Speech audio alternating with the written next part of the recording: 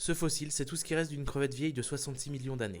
Pas le corps, pas la carapace, juste ces deux pinces. Et pourtant, ces pinces racontent toute une histoire.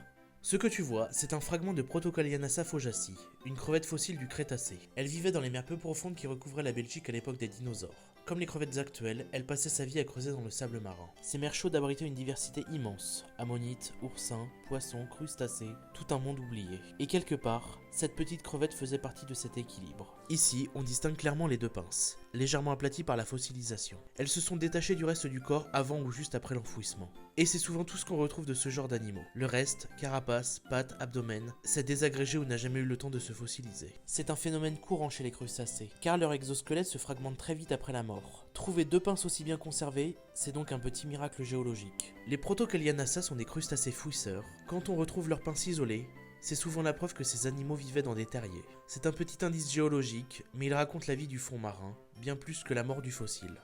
De simples pinces perdues depuis des millions d'années, et pourtant elles suffisent à faire revivre un monde disparu. C'est ce que j'aime dans les fossiles. Même un détail peut raconter toute une époque.